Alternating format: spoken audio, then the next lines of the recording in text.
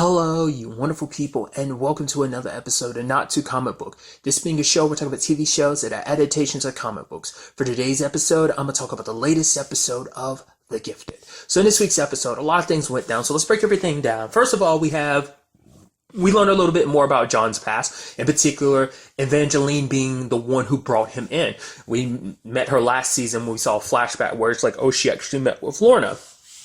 Well, she's the one that initially gave John the mission to kind of join, because she's one of the last people to kind of carry on the torch from the X-Men. I'm assuming she's the one that started the real whole, like, obviously she sectioned off different ones, but like the whole Atlanta Underground, she's the one that passed it on to John. I'm assuming she passed it on to everyone because she's the last, like, connection to the X-Men. So John was kind of fighting and getting high. This is after he was discharged from the military, and he was just kind of lost and hurting, and he was just doing fights for money and stuff like that. And it's kind of sad and interesting because obviously, like, back then Evangeline gave him hope, and now you see in present day she kind of takes it away because he was actually scared to meet up with her because I was thinking, like, there's no way she's gonna, like, tear you down and stuff like that. In actuality, she did. She blamed him because she's like, did you really think I'm gonna give you an army to go up against Reva? And like the inner circle and just the Brotherhood in general, like, they have the Hellfire Club. I say the Brotherhood, but the Hellfire Club spawned off from the Brotherhood. But nevertheless, semantics. They have too many resources. It's something I brought up in the premiere. It's like, they have a lot compared to the Mutant Underground. It's like, you don't have the number or manpower or, like, equipment necessary to fight them. They have multiple facilities. They have weapons. There's probably a long list of mutants on their side. So it's kind of a losing war. She even apologizes later on in a one-on-one to John, and it's like, oh yeah, I'm sorry. I gave you a mission that was doomed from the beginning. It's like, it's like, giving you hope right now is the worst thing I can do. And it's, and the sad thing is you see John bottles a lot of that stuff up. He doesn't even tell Clarice. He doesn't want to tell anybody what him and Evangeline specifically talked about in those regard because he's trying to keep hope alive for everyone else. Because if he tells that truth to everyone else, then they're going to fall apart too. John, because it seems like John himself has already been trying to hold himself up after everything that went down season 1, all the people they lost, and so he's already been struggling with that, and now on top of it, like, hearing Evangeline be like, oh, there's no hope, like, this is a losing war, I can't help you, no one can help you, this is just kind of do what you can to survive, because it's like, either you get your friends away from Reva, which, if they try to leave, she'll kill them, or if they stay with her, you most likely will have to fight them, and then you have to kill them. It's kind of a lose-lose type of situation, so it was kind of sad, and you see John trying. I was thinking at the end we were kind of expecting to see John kind of pop pills again, but I think, like, no, like him punching a truck, not the. I mean, it's a better solution than, I suppose, like, then, but he's not going back to where he was before, but that could be a potential route we see him kind of go down, because, like, he's trying, but I think it's because he's trying so hard to hold on to hope, not just for him, but for everybody in this grand scheme of things, for everyone to be reunited with their loved ones, Marcos and Lorna and their daughter Dawn, and Andy reunited with his mom, his dad, and his sister, so there's that whole thing. That's a lot that's the kind of terrible weight, John bears as, the leader of this group, and it's just kind of like, everything's just kind of, it's hard to keep hope alive when everything feels so hopeful. It's like you're constantly on the losing side of things. So we do hear about the other mutants at other cities and stuff like that. So I wonder at some point in time, will Evangeline kind of cross that over to be like, oh, like, give that to John, like, what's going to happen, or will we just come across them naturally, like, what's going to happen in that regard? I mean, they went through the trouble of introducing them. Atlanta's gone, so now, because of everything that went down in Atlanta, the raids have gotten a lot faster. Then there's a whole situation of, like, the Mutant Underground is already disjointed already, because a lot of people are just going like, oh, after what happened to Atlanta and what's happening now, it's just kind of like, let's get out, so the Mutant Underground isn't even as strong as it was before, so that's a complicated thing. Then on top of this, you have the whole Chase situation, him and Paula trying to balance their lives out.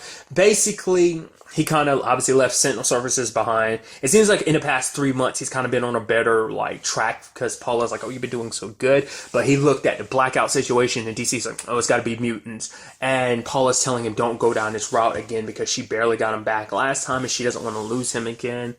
he ends up talking to one of his friends from Sentinel Service who was like, oh no, that blackout was just a blackout, dude. Don't be looking for theories and stuff like that. He says the stuff he needs to say just to get Jace to drop it, but it's like, no, they know more. Because I think it's because as his friend, he doesn't want him to get caught up in it. But at the same time, it could be like, no, he could be one of Reva's connections. I mean, she has political connections, so it's like, hey, maybe that dude is one of those political connections to Reva. Maybe that dude that was a friend of Jace's might be kind of like an inside man, you know, and that type of thing. So why he's trying to keep Jace away from the truth and stuff like that.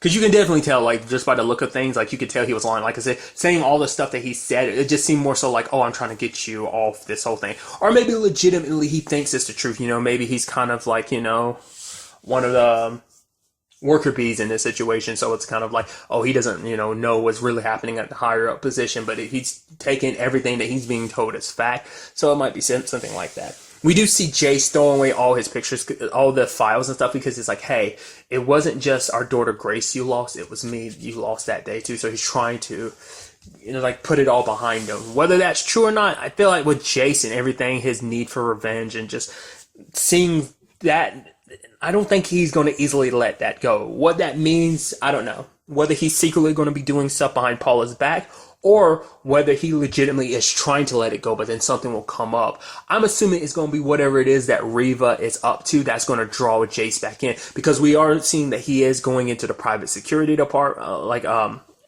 avenue. So it's going to be like, okay, so that's probably where there's going to be crossover between like the Inner Circle / Hellfire Club with Jace, and that'll probably pull him back in. He'll probably keep it secret from Paula, but he'll probably eventually go back to Sentinel Services, potentially. Like I said, in the end, we'll see. Or he might kind of just go rogue and kind of do his own thing, you know? We'll kind of see in the end.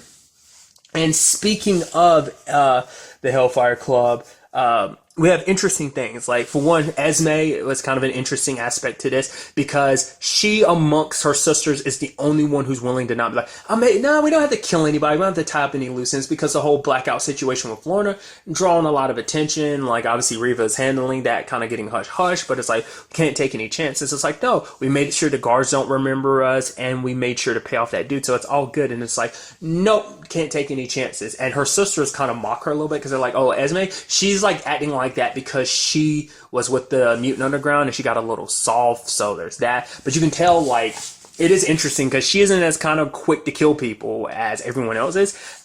I'll kind of get to it. Well, I'll skip around to it, but it's just like, for example, like when it came to the last dude, like they wanted to walk him towards a plane propeller, and she just gets a truck to hit him. I think, in all honesty, that was her being more merciful. She's just like, oh, that's just show you guys that I'm not soft like you thought I was. But I think it was more so because he would have been that would have been brutal, and it just would have just been terrible being sliced up like that. This way, it's just boom, it's over with. So I think that was her legitimately trying to like show compassion. So I kind of get the inkling, like, even before the Mutant Underground situation, she probably wasn't always like that. It's also interesting, too, because her sisters are like, yeah, like, while we were locked up. So it's like, I think on some level, they do hold some contempt for Esme, because it's like, yeah, you were free while we were locked up. It's like, she did everything she could to get them out, but at the same time, I still think maybe on some level, they kind of still resent her a little bit for her. But hey, maybe that's just my opinion. What ended up happening is the fact is that Andy's a little out of it, because the same dream that Lauren has had, he's been having it apparently too, or at least fairly recently. So I guess it starts with Lauren in the last episode, and now it's happening with Andy. And it's distracting Andy, because for Andy, he feels like he's losing Lauren, because it's like, oh, she's terrified of me, and that kind of makes him like get distracted. He's reluctant to use his power, because it's like, she's scared of me. We kind of learn a little bit more about that, but I'll go ahead and tie it in, because we get an interesting conversation between Reed and Lauren, where she kind of talks about the fact is that their family is walking on eggshells. They're trying to pretend like everything's okay, but it's not. None of you really want to talk, because there's the whole Reed and Caitlyn situation of Caitlyn almost feeling like Reed doesn't care enough about Andy, because it's like, you're telling me just to let him go. It's like, he left us. The fact of the matter is Lauren's holding on.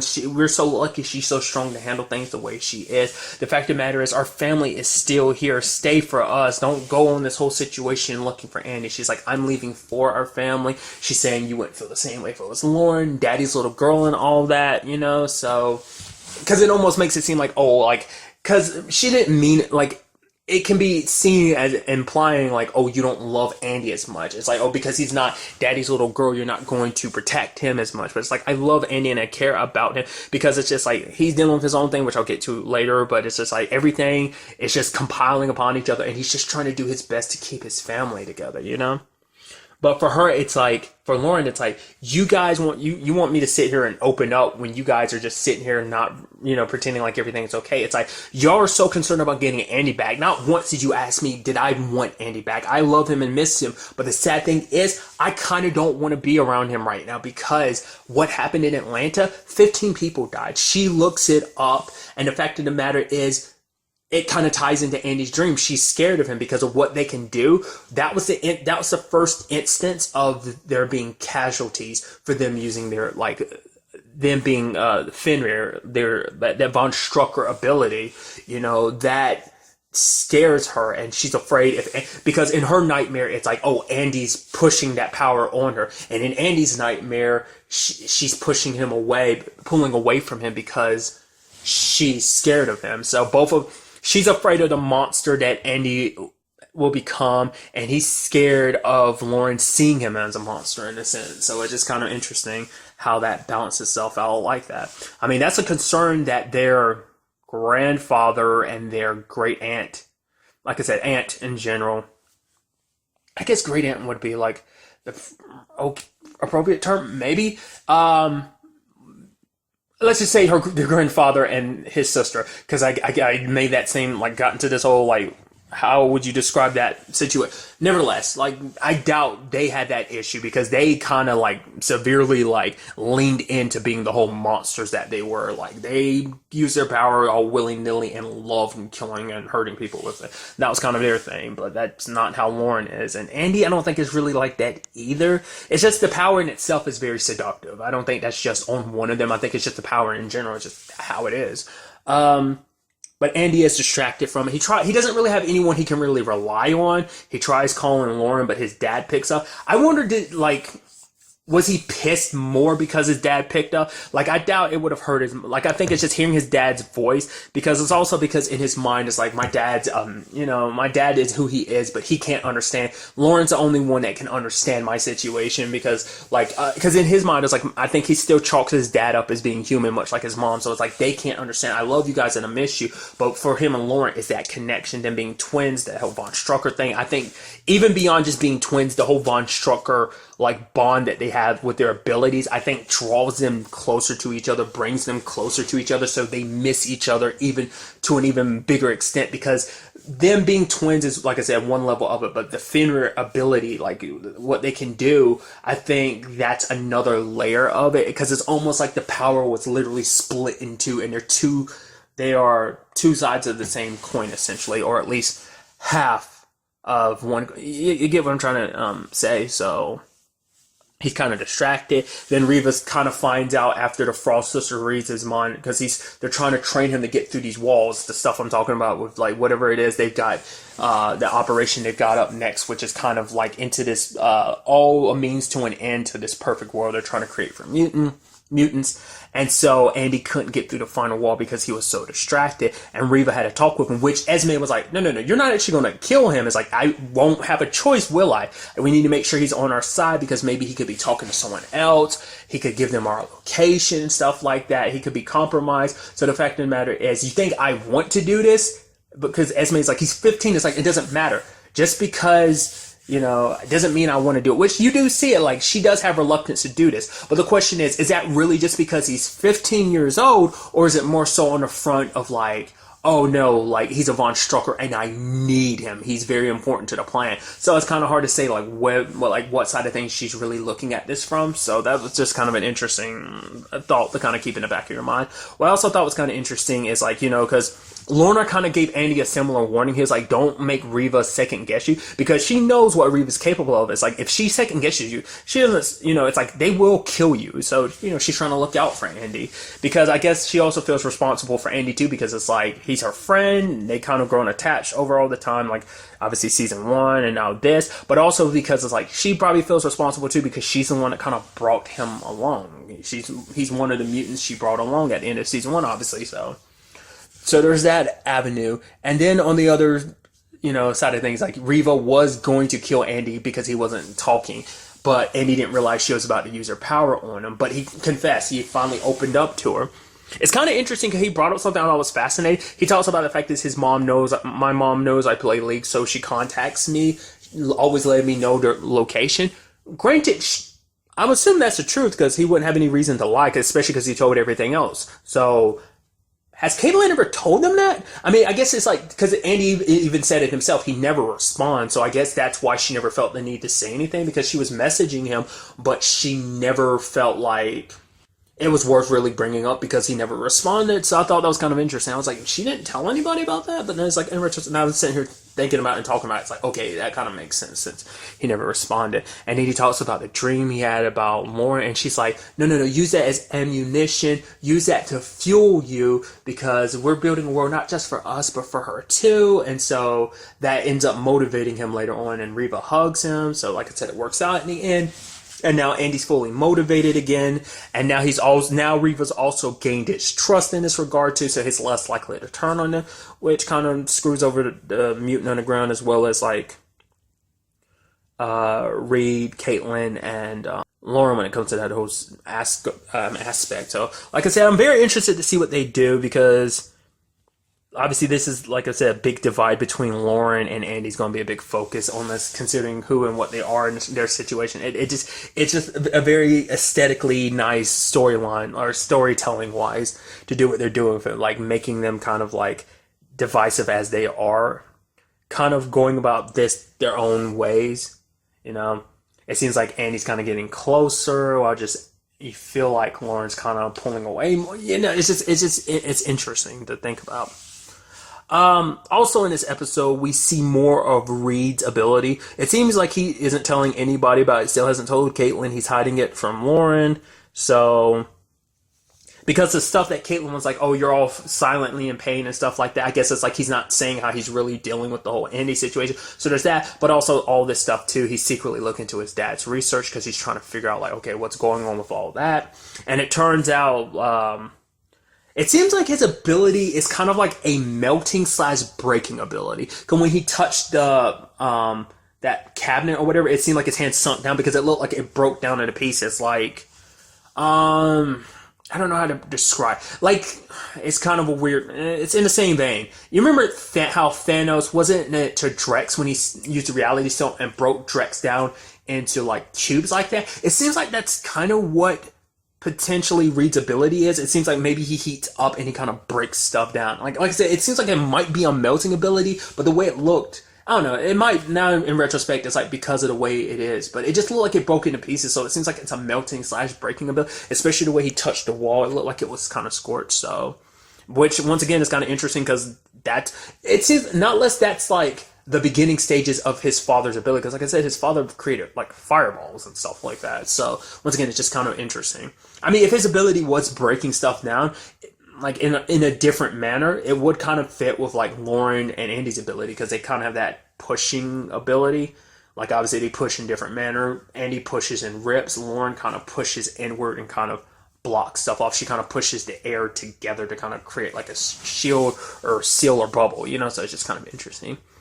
Also on the other side of things, we have Marcos lighting up a bottle and, Lorna seeing it, so I guess she didn't know that he was, in DC, but now she does know, so it does make her happy knowing that he's out there. She's not probably reaching out to him, but knowing that he's there, knowing about the baby and everything, I think she kind of pieced that all together. But then it turns out Dawn is sick, which immediately my brain goes, oh, isn't that the same thing that happened to Reed? But I was like, no. Reed's situation was different. The reason why he was sick was because his dad was secretly suppressing his mutant gene, which I guess could be happening, but I highly doubt it. It might be the fact is, because I don't know if that comes up that often because usually it's later in life when the mutant ability activates. So it could be a situation of because Dawn is so young, her mutant ability might be negatively affecting her. Or it just could be the fact is like, oh, it just happens to be that she is sick, which is kind of, they're supposed to be kind of hiding out and stuff like that. So, I don't know. I'm curious to see what that ends up being. I feel like it might lean into the whole, like, oh, her powers are kind of activating, and because she's so young, it's too much for her body to really handle right now. But we'll see in the long run what ends up happening. I'm very interested to see what happens, what goes on in the next episode with all of this, especially like I said, because when it comes to the Mutant Underground side of things, things are very on the sad side of things, because even Caitlin was trying to tell Marcos, hey, don't give in to despair, but you see John kind of dealing with it, Marcos dealing with it, her dealing with it, Reed and Caitlin dealing with it. There's some positive sides to it, because it's like, oh, Jasmine and Christina were reunited and they're kind of being taken care of, so that's good at the very least. There's some silver lining to this kind of hopeless situation in a certain regard. So, like I said, I'm very interested to see what the next episode has in store for us with all of that. But really, that's all I want to talk about. Until the next time we meet, be happy, be safe, live life to the fullest, enjoy it. Good day and goodbye.